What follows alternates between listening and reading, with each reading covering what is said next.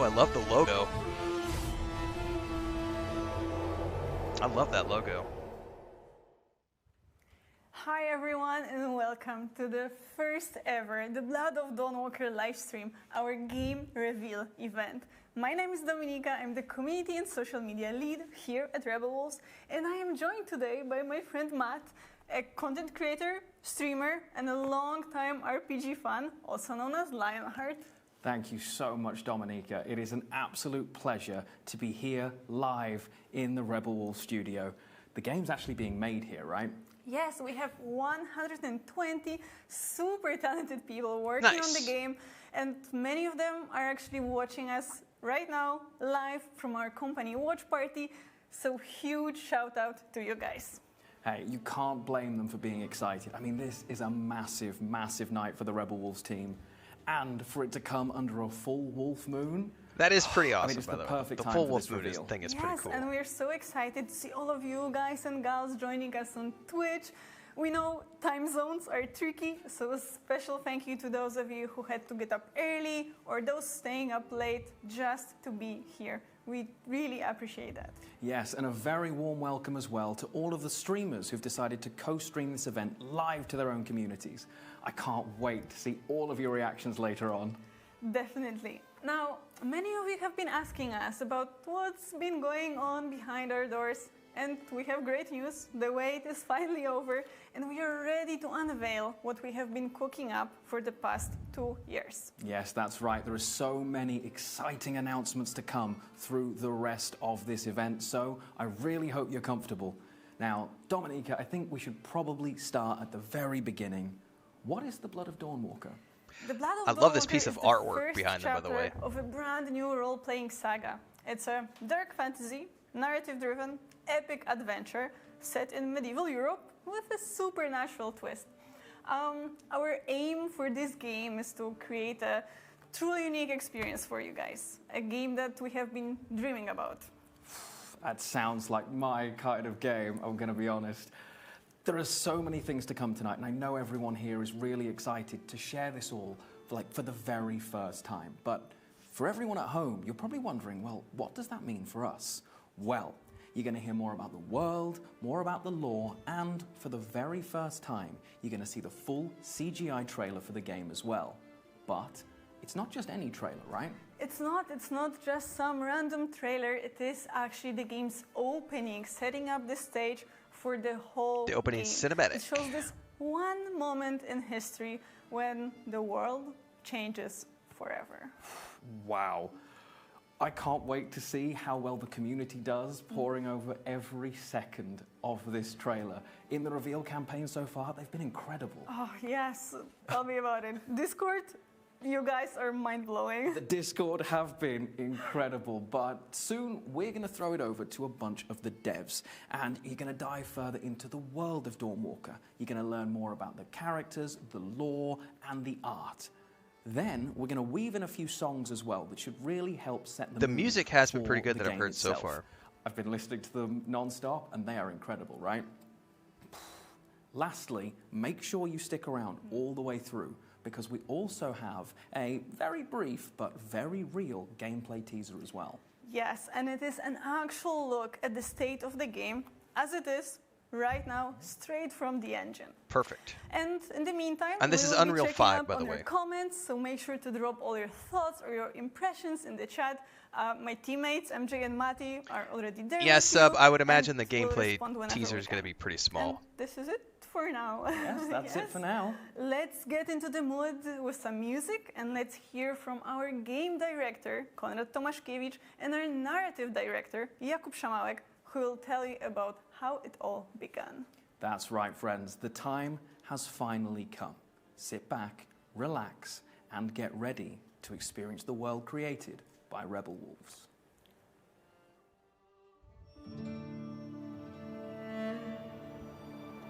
Yeah, it's probably I highly doubt it's going to be a this year release. I think they just founded the studio in what, like 2022, 2023.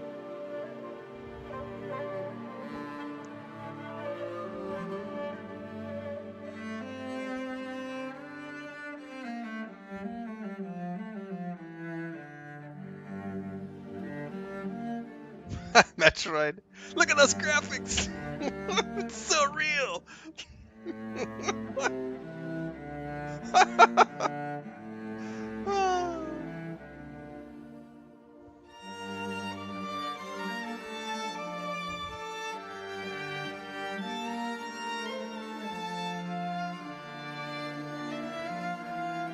Phantom. He's like, wait, this isn't CGI?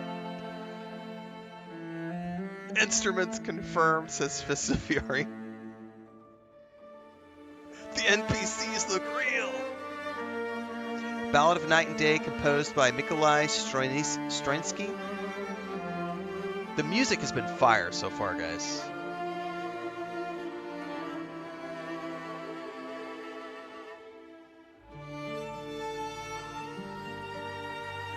$30 FPS confirmed. Jesus, guys, you guys are brutal.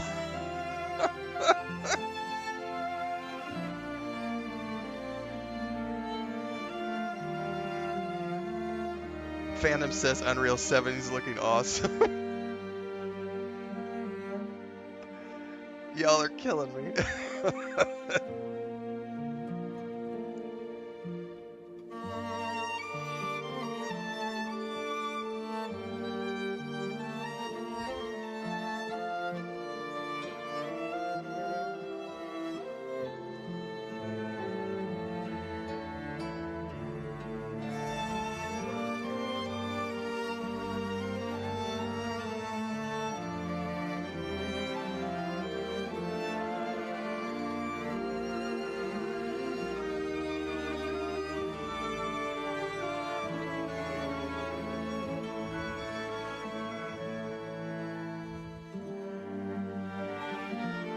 Yeah, Belloc, if this is a sampling of the music, yeah, I have a feeling the score is going to be absolute dynamite here.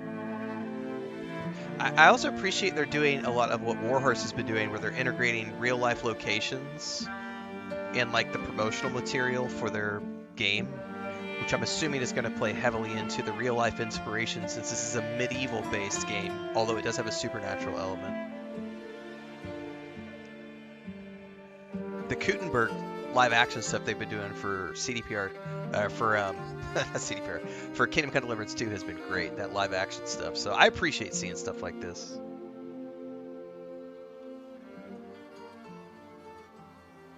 All right, here we go. Why did you start a company? I decided to open the Rebels company because I felt that there is a huge space for innovation and for evolution in the open world RPGs. And to achieve that, you need to have independence and artistic freedom. And sometimes you need to make hard and risky decisions. And the best way to do that is to open your own company and to make your own choices. Do you remember the second Fallout from '98? Oh yeah, it's one of my favorite games ever, and I was so excited when you used that as a point of reference because for some time now I've been aching to return to the promise and the value of old school computer RPGs, and to combine it with modern graphics, with bleeding edge tech, with a dynamic, fast-paced combat, merge these two together and see what comes out. Exactly. And of course, we will not do the post-apocalyptic game, but what was really interesting in the second Fallout is the freedom. You could do there whatever you want. You exit the vault, you have the clear goal in front of you. Yeah. You don't have main quest which telling you, okay, right now do that, next do that. You just, like, you know, shape your own main story, and you build your own experience. And this is like the total freedom in the games. Yeah, and as a writer, this is something that excites me about the games the most. The choices, the freedom, non-linearities, and I think this is something that Fallout still 2 is unique to brutal video for games. sure. Like, you can't Yeah, emulate it does that look in like any other Oxenford medium. from Witcher a little So bit. I'm so glad that Fist. we're making a game that sets out to explore that space and see what new is to be done there. So that's great.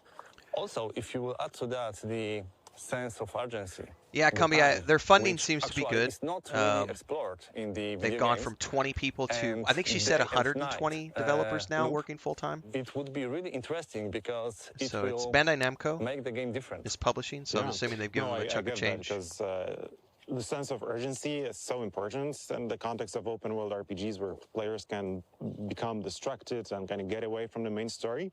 So finding a way to make sure that they remain invested, that they remain at the edge of their seats is so important, and I think it's something that's lacking from the games in that niche. And if you will add to that the hero, who have the different loop at the day and different loop at the night, it makes the game really unique. That is interesting because I'm vampire, right? So one gameplay loop during the day and a different gameplay loop at night. That sounds intriguing. Tell me more, please.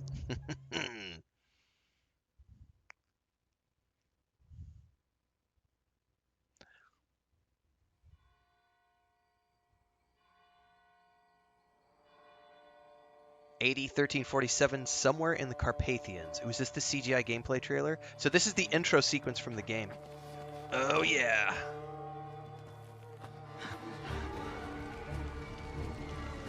Must be here somewhere. Remember the opening sequence from Willow with the dogs running with the baby through the woods?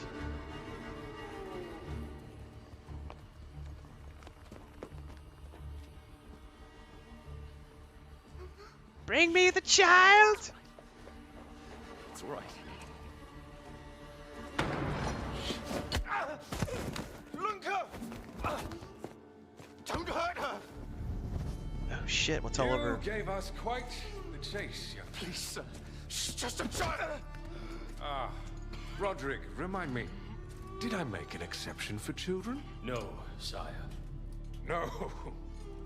That would have been foolish. Would it not? They spread the plague just as well as adults. And there's only one way to stamp out this sickness. No!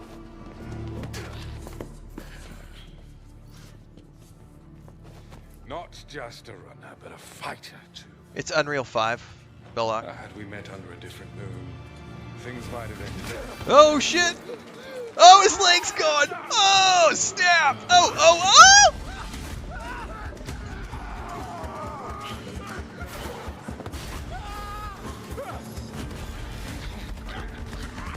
Oh, it's different vampire, different, okay.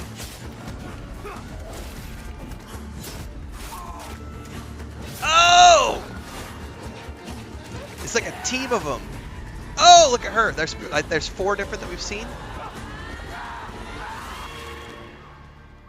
I think we saw at least 4 different vampires. Lunka? Oh. Yes, Ashley, my attention is fully grabbed. She needs help, fast. Please, let us pass through. I beg of you. Please. Please. Oh, oh.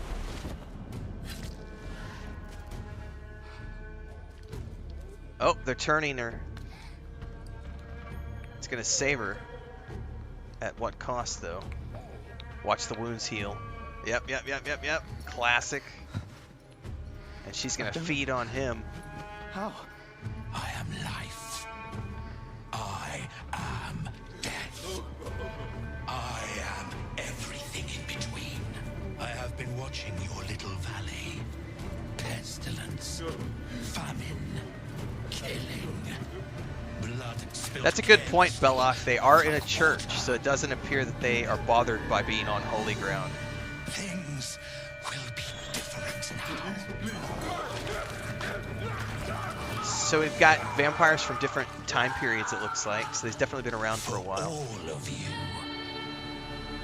Oh, that music. Oh! The world needs what it fears.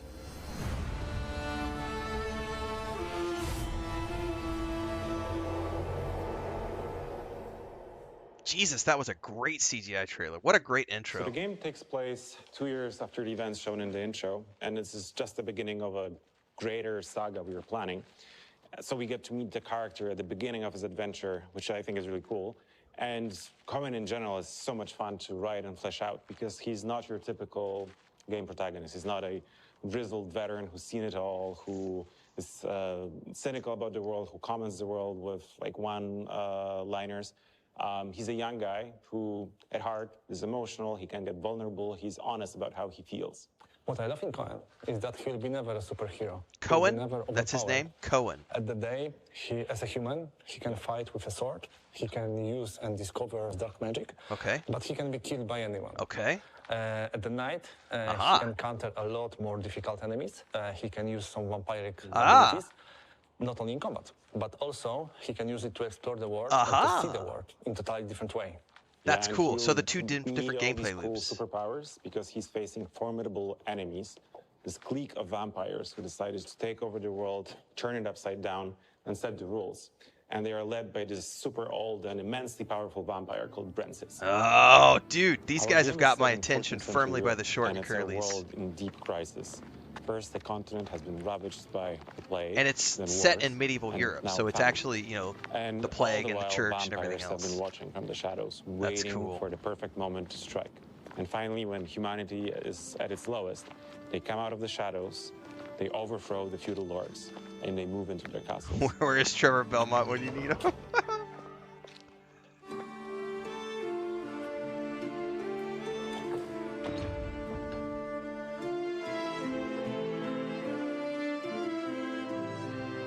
Vampires ruling the world is not necessarily the bad thing. Feudal lords in that time killed the whole villages to prevent, the plague. And From a certain the point of vampires, view. they defend Cohen and his sister. They even healed Lunka. And, I know that people need to pay taxes in blood, but it's not a huge cost of safe and good life. Well, to that I'd say that vampires' favors are uncertain. And sure, they protect the people of the valley where the game takes place, but they see them as cattle, so they protect them to then lead them and ultimately kill them. And the blood tax you mentioned, it's taken from everyone, the frail, the weak, the old. Each week they have to convene at the church for a blood mass. So for some people, that's deeply traumatizing or might even end up in them dying. So in the end, I'd say the balance is more or less equal. And that's something that I actually really like about our setting, this world, that nothing is simple. Nothing is just black or just white. And you have to decide for yourself, like, what do I think is the right choice? What is the path I want to take? And what is the path I want to avoid? And ultimately, Cohen's family ends up in the dungeons of the Vampire Lord. Okay. And even as Cohen is trying to free them, he will meet people who still support the regime. It's even more challenging for players because Cohen has only 30 days and 30 nights to save his family. Ooh, timed. Not always a huge fan of In timed most games. Sandbox means gameplay freedom. In our, it means narrative freedom. We don't think about the quest like the main 30 quest days or and the 30 side nights quest. to We save just his have family. quests. Players will craft their experience through the game by themselves, and nobody will have the same. And we call it narrative sandbox. Yeah, and that's something that really excites me because that means that no two playthroughs will be identical. Each Replayability player is will fun. have a unique experience. And that's the true magic of video games, and that's why I love making them. Welcome back, everybody, and I hope you agree that that was worth the wait. Now, the best news is that we are just getting started tonight. And first things first, Dominika, that trailer. I know, right?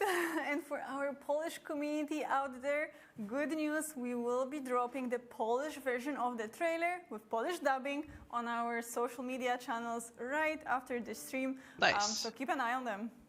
I think a lot of people are going to want to rewatch that trailer, so I bet that they're really, really happy. But we've got a lot to unpack here, right? So you mentioned before that the trailer actually serves as the intro to the game. Yeah. So everything that we all just saw, that happens before the game starts? Yeah, so the cinematic that takes place 2 years before the events from the game.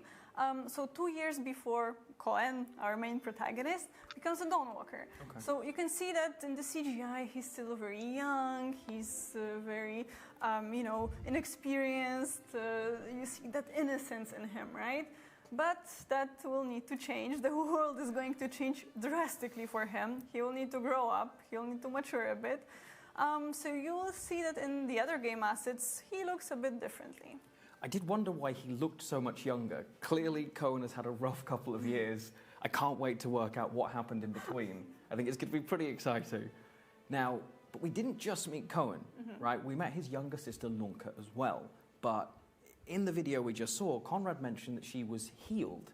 So does that mean she wasn't turned into a vampire then? No. Lunka was indeed healed from the plague, the Black Death, by Brancis, this old vampire, leader of the vampire clique. And turning humans into vampires works a bit differently in our game. Okay. But we actually have another duo of devs who are going to talk about it in a moment. Sweet. Okay, well then I won't steal their thunder. I'll let them explain it. But I guess what I should ask is, who or what is a Dawnwalker then? That is such a loaded question. So many layers to it, honestly. Okay, but so the basic premise is like this. Dawnwalkers look like humans during the day, but they turn into vampires after dusk. But they're not actually humans, and they're not actually vampires.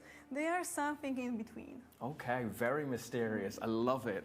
Now, Yeah, that's a good point, Dawnwalker Versus. itself, Instead of, it's you know, a brand new IP, right? it's not necessarily going to It be is completely original. probably a and I 150-hour think this is RPG. It's going to be a what actually streamlined makes this project 30, really 40 special for hours, us.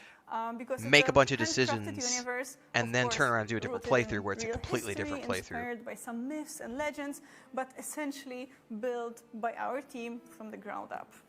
From a gamer perspective, again, knowing that you guys have full control, that you've got a vision for how this is going to be, and that you can actually implement that, it's just so exciting. Like, It's so exciting for us as well. yeah, you know? I can imagine. Yeah. Now, I could talk about this all day, but we should move on and talk about the art of Dawnwalker, the world and its inhabitants, which includes vampires.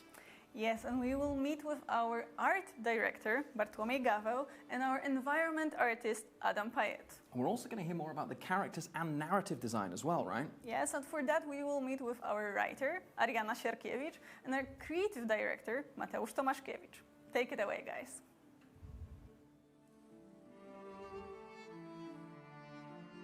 Man, look at this place. That would be perfect for the writing team. Not just for them. I love storytelling myself.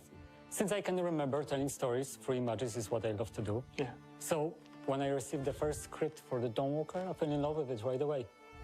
I think for me, what got me was the concept art when I first saw those Carpathian villages hugging the mountain slopes, the valleys, forests, and then also the muddy streets of Sparta. God, and that the looks long amazing. shadow of the I love the...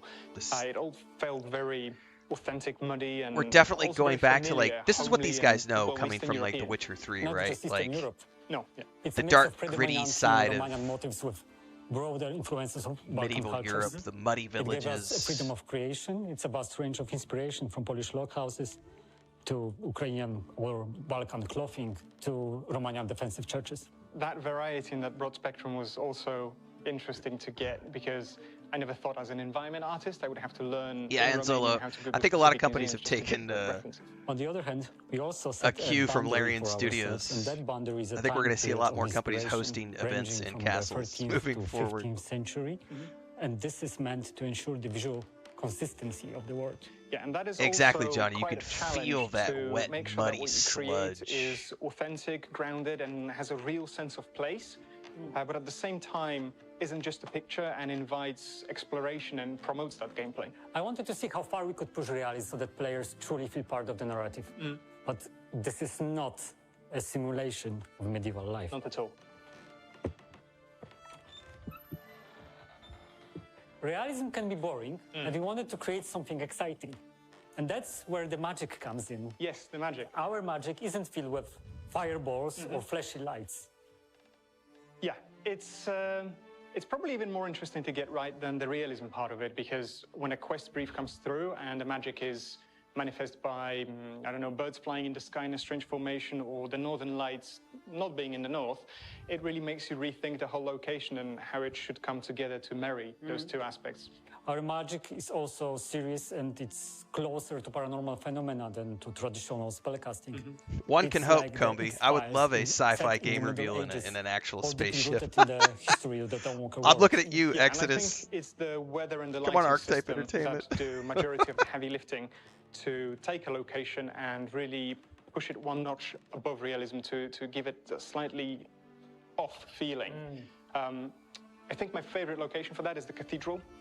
During the daytime, it's that monument to Gothic architecture That's with people phenomenal. bustling around. And then as soon as the sun starts setting in and the streets clear, the fog starts setting in, and it becomes a completely transformed, different area, very spooky, almost liminal, cemetery-like space. And that was also a very early and conscious choice on our part. We wanted the world to be a different place after the sun sets.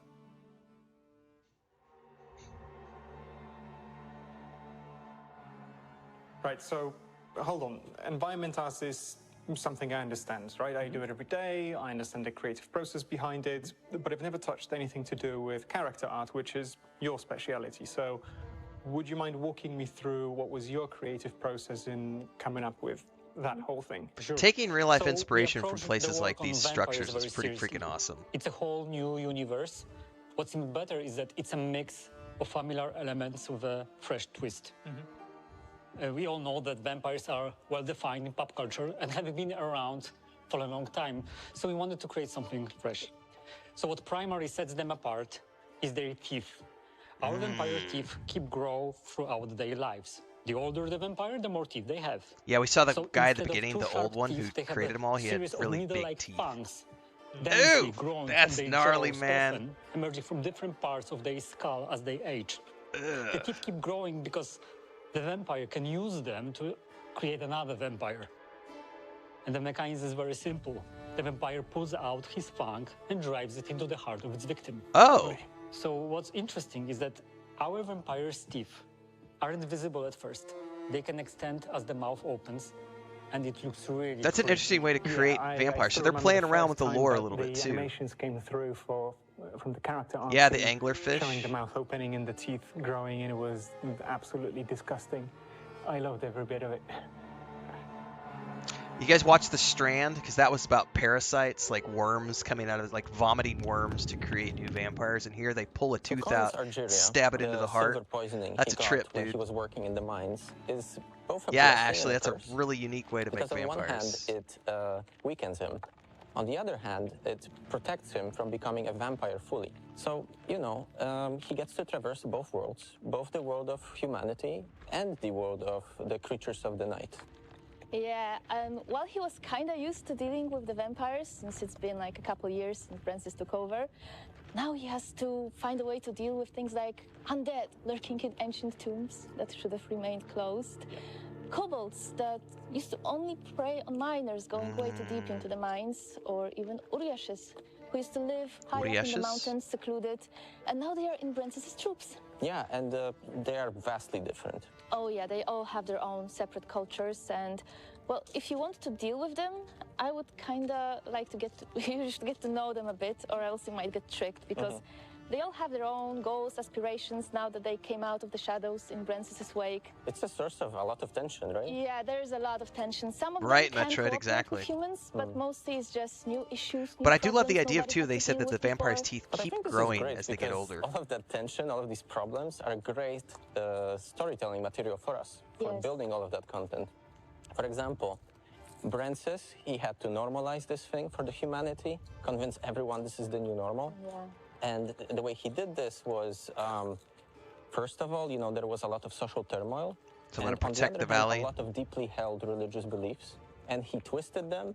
He turned himself into this messianic figure. So, for example, he introduced these blood masses where he feeds a human vampire blood, right? And at the same time, they have these other things like punishing criminals with like draining them dry.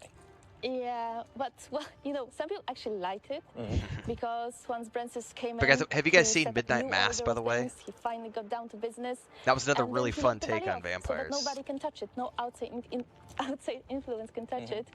And well, some others did not like it so much, and they began to reach into the depths of the Double black D, and I magic highly of doubt they're things going to be doing a like that. release date. Yeah. So either Considering way this you is look at the it, gameplay Veils reveal, Angora I will highly never doubt we're be going to get a the release same date from again. this. Not a chance. This is revealing the game to everybody.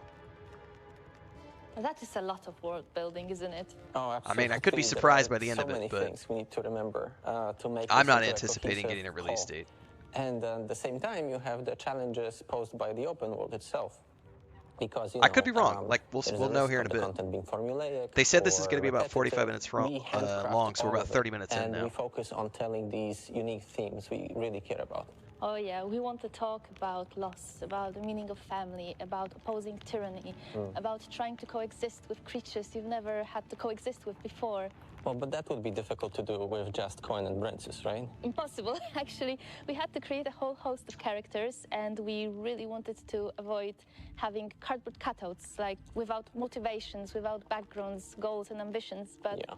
you know, when you meet those characters, your goals and ambitions may overlap, and you befriend them, or it may be the opposite, and you go on a warpath with them. But you know, given the goal that you have ahead of you, it might be good to have some friends to go along with. Well, but you could go on your own, right? If you wanted. Well, yeah, you could just grab a sword and go storm the castle. Yeah. But you know, it might be wise to, for instance, find the rebel cell and try to dismantle Brent's rule with them. Interesting. Or, I don't know, listen to what an agent from outside of Veils Angora has to say. Which is exactly why I love how we structured the game, because we offer a lot of choice in which characters do you want to interact with, which you might want to skip altogether. And also on top of that, you have this layer of non-linearities where you can decide their fates, but also the fate of Cohen and his family. Yeah, and I really like that because it gives us so much replayability. You can always choose a different path. There's something else waiting there for you. Yeah, exactly. And also, on top of that, Given the 30-day, get to 30-night find all timeline these they talked secrets about, of I Veils am really Angora interested and, in the fill replayability all the component to this blanks game. and, you know, explore the world. And yet another path might be lurking within that. Handcrafted content is all good and well, but on top of that, we also have a number of really cool gameplay systems that further feed into the narrative. Yeah, and speaking of feeding, my favorite one is the blood hunger. It lets me play a real vampire. I don't just have to drink blood to use my cool abilities in combat, but if I talk to someone without feeding first, I might just lose control and I might eat them. Oh, that's interesting. And it's not going to be just any random peasant that I won't care about. I can eat my best friend. And I will break my heart.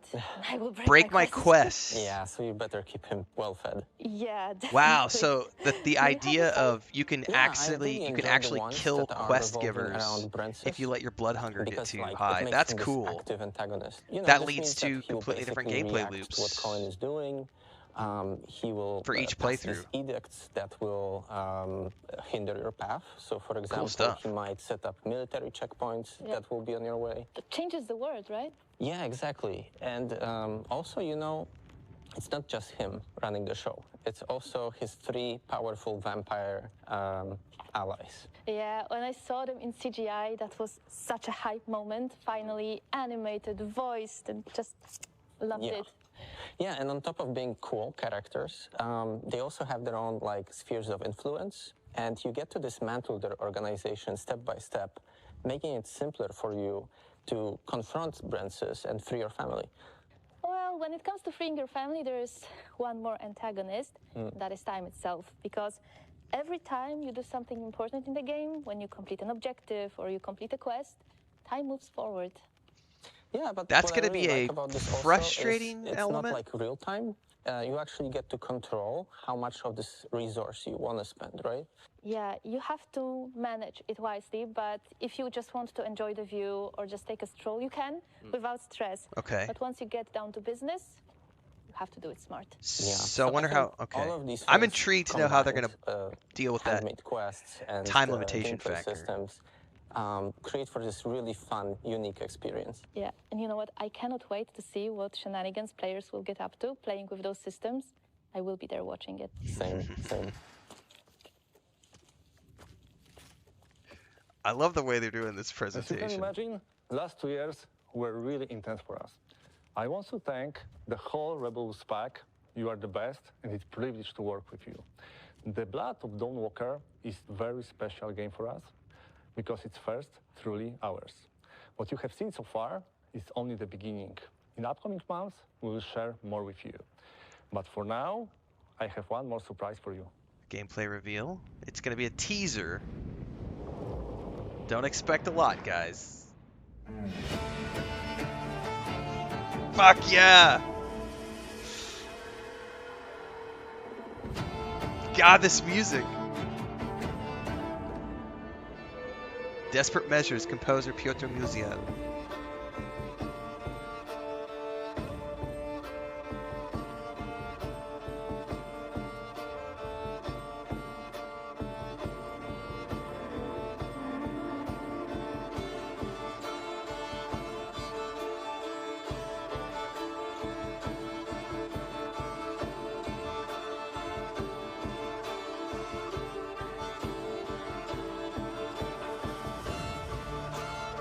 Yeah, they're leaning into what they know.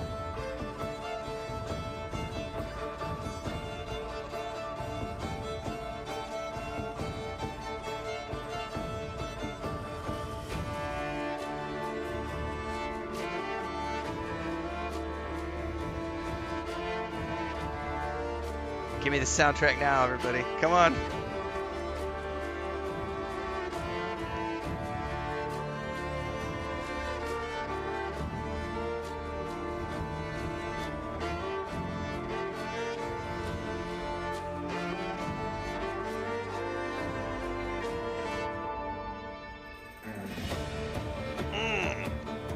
God, that hits.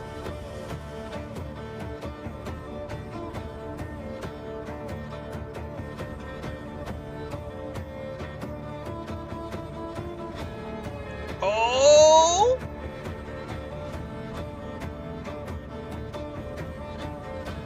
Oh! That fucking cry that she's doing.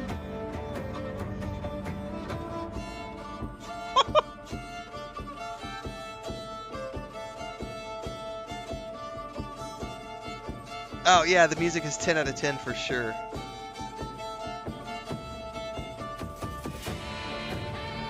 Oh, the chanting!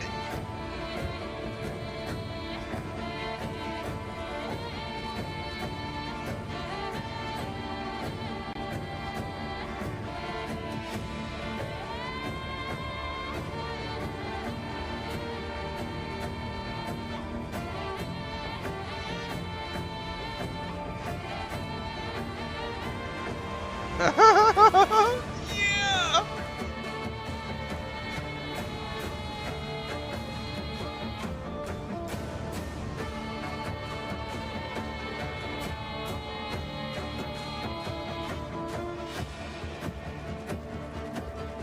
God damn! This music is just fire. Oh, wow. Oh my god. That was crazy.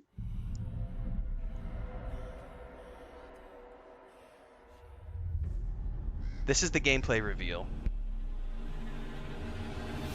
This is alpha in-game footage.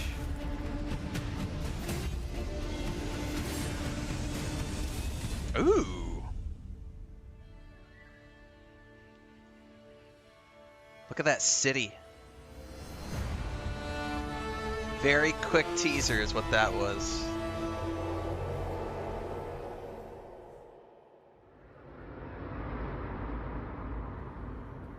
Gameplay reveal summer 2025. So that was the teaser. And we are back.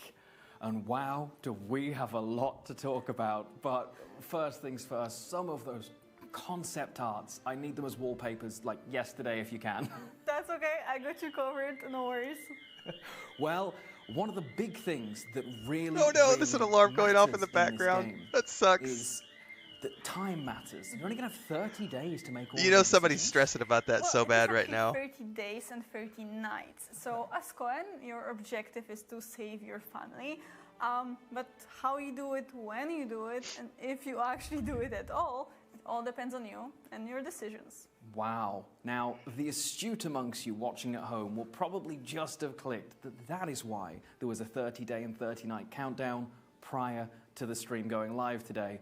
Just those little bits Teaser of detail, tidbit. all of the tie-ins, the full Wolf Moon. I love it. It makes me so excited to see what's coming.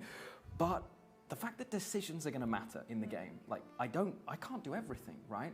It's just not going to be possible. And not just that, it's the start of a whole saga. It's not just this game. It is. It is an adventure through the ages where you walk the line between our world and its secret, dark underbelly.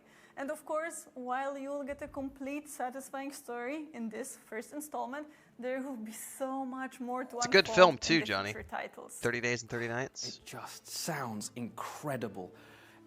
Honestly, it's a game I can't wait to play myself, and having got to see that sneak peek, even now, it looks so beautiful. It's in Unreal Engine 5, right? Yes, it is in the Unreal Engine 5 technology. You know, we filled it to the brim with cinematic dialogues and cutscenes. And since we are talking about the tech stuff, I do want to mention one more thing, which is the third-person perspective you could already see. And yes, the game will be in the third-person perspective. So over-the-shoulder third person. Classic action RPG feel, where you are really dropped into the middle of action. That's exactly how an RPG should be. And one of the things that I learned here about the game, speaking of classic RPGs, The Blood of Dawnwalker will have no microtransactions. It will have no live service elements. There are going to be no NFTs or any of that stuff. Just a game. It's just going to be a pure single-player experience. They're leaning into that, which there's nothing wrong with that. Should be. That's right. Larian Studios style. Wow. Now, we did promise earlier that we'd keep our eyes on the questions coming in, so I will ask the big one. Dominika, do we have a release date? Oh, I knew that would happen at some point. Okay. Well, about the release date. We are not quite ready to announce it just yet, but don't worry. Once we are confident about this, we will let you know. And we will definitely let all of you guys know. Which is what I assumed was going to be the In the case. meantime, join our official social media channels. We will be posting a lot in the upcoming months and giving you even more insight into the I'm sure they'll probably have a of newsletter we can all sign up for as and well. if you just can't wait for more Dawnwalker content. Check out the upcoming issue of PC Gamer as well. It's just a few weeks away, and you're going to hear more about the world and the lore of Dawnwalker in there. So nice. Make sure that you don't miss it. But with that, we have reached the end of everything we are here to share with you tonight. Yeah, It has Joey been Van, an this is absolute looking privilege pretty to be a part awesome. of this. Oh, thank you so much, Lionheart. Thank you so much to all of you watching us today. We're so happy that Yeah, we Johnny, I would can assume a share couple years all out. these 2027. Cool things we have been working on. Earliest, I would assume, with you. 2026. And we will meet again this summer to talk more about the Blood of Dawnwalker, this time focusing on the gameplay features and unveiling how it actually plays. Until then, Thank you so much for joining us tonight, everyone. Stay safe, and we will see you soon. Well, that was kick-ass, guys. That was way cooler than I thought it was going to be. I did not expect the music to hit so hard. This is dope. So I gotta say, I'm excited. Like that got me by the balls, guys. So yeah, I did not know what to expect from that. Really excited. Summertime, we're gonna get a gameplay reveal. So we gotta wait a few months.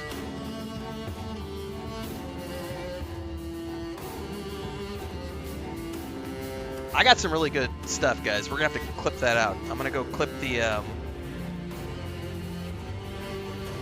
We're gonna get the trailer cinematic clipped out. I'm gonna get that final song clipped out that they played at the end of that.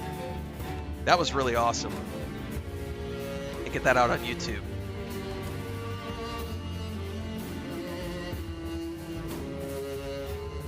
Summer 2025, guys. Awesome. Well, hey, if you guys were tuning in for the first time today, don't forget I'm multi-streaming on YouTube and Twitch. Daily streams happen at around 6 a.m. Central Time every single day. This is the day job. Coming up on my 3rd year anniversary of being full-time in February. Currently playing through Mass Effect Andromeda, Kingdom Come Deliverance, and Forspoken. Getting ready for Kingdom Come Deliverance 2 and Avowed in February.